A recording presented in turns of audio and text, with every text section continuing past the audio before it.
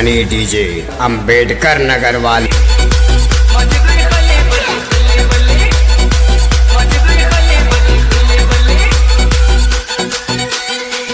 नाम सुन के फ्लावर समझे क्या? फायर है।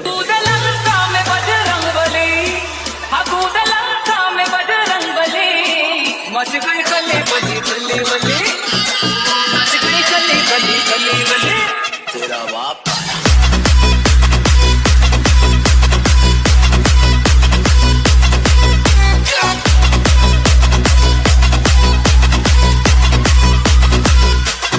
सनी डीजे अंबेडकर नगर वाले।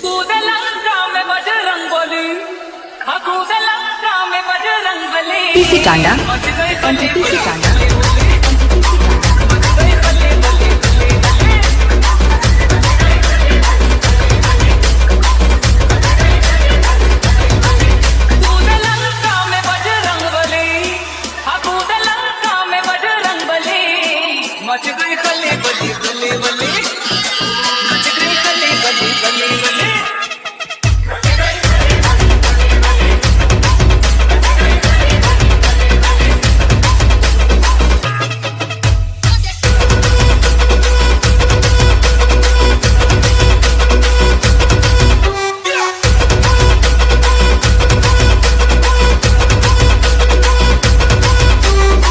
सनी डीजे अंबेडकर नगर वाले।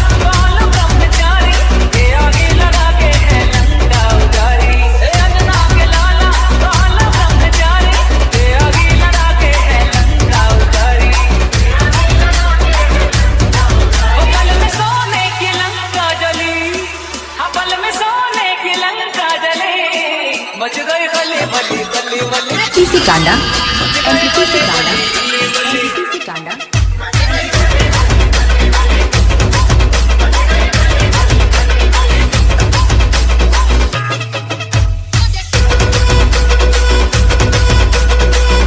सनी डीजे अंबेडकर नगर वाले। पीसी टांडा एनटीपी।